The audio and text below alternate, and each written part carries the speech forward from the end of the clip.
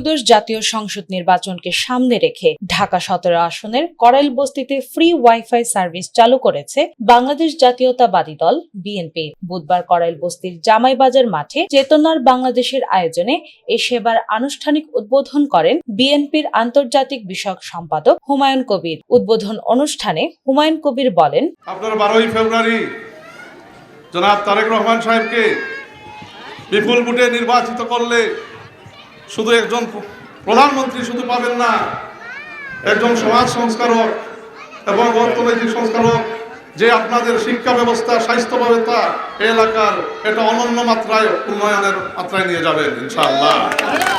তিনি বলেন, নির্বাচনী প্রতিদ্বন্দ্বিতায় থাকা জামায়াতে ইসলামী বাংলাদেশের প্রার্থীর সাম্প্রতিক কর্মকাণ্ডে সমাজসেবার চেয়ে গুন্ডামির প্রবণতায় বেশি দৃশ্যমান হচ্ছে। সাম্প্রতিক কিছু ঘটনার কথা উল্লেখ করে তিনি অভিযোগ করেন, ক্যান্টনমেন্ট এলাকায় সেনা কর্মকর্তাদের সঙ্গে দুর্ব্যবহার এবং একটি ব্যাংকে ঢুকে ম্যানেজারকে মারধরের মতো ঘটনা জনমনে উদ্বেগ সৃষ্টি করেছে। হুমায়ুন কবির আরো বলেন, কয়েকদিন আগে আপনারা দেখছেন একটা ফুটেজ বের হয়েছে যে আর্মির, সেনাবাহিনীর কর্মকর্তাদের সাথে কিভাবে দুর্ব্যবহার ক্যান্টনমেন্ট এলাকায় অস্ত্র নিয়ে ঢোকার সময়।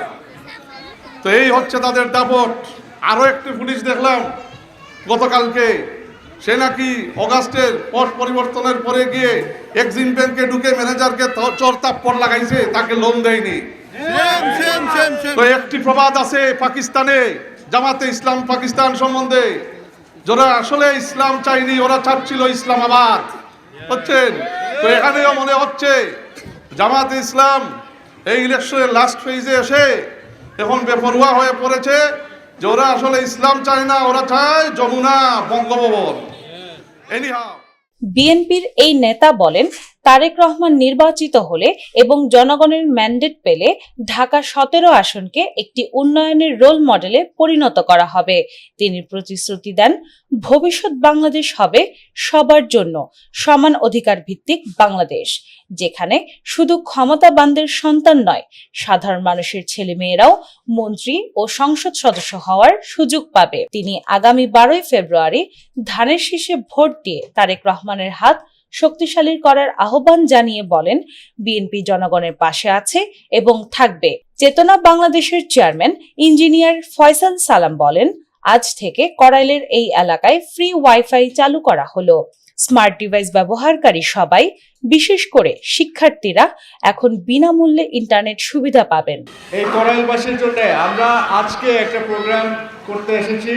আজকের থেকে আপনারা করাইলে এই লোকেশনে ফ্রি ওয়াইফাই পাবেন। আপনারা সবাই, যাদের আপনাদের স্মার্ট ডিভাইস আছে, আপনারা এবং আপনাদের যারা ছেলেমেয়েরা আছে, যারা স্পেসিফিকলি এই ওয়াইফাই ইউজ করতে চায় বা ডেটা ইউজ করে, সবাই আজকের থেকে ফ্রি ওয়াইফাই পাবেন এই জোন থেকে। ফ্রি ওয়াইফাই সেবা পর্যায়ক্রমে পুরো করাইল এবং ভবিষ্যতে ঢাকা 17 আসন জুড়ে সম্প্রসারণের পরিকল্পনার কথা উল্লেখ করে তিনি বলেন, সামনে বনানী লেক পরিষ্কার ও বর্জ্য ব্যবস্থাপনা উন্নয়ন সহ আরো উন্নয়নমূলক কাজ করা হবে। তারেক রহমান নির্বাচিত হলে এলাকার পরিবেশ ও জীবনমানের উল্লেখযোগ্য উন্নয়ন হবে বলেও আশাবাদ ব্যক্ত করেন তিনি। দিনা ইসলাম, বাংলা বাজার পত্রিকা।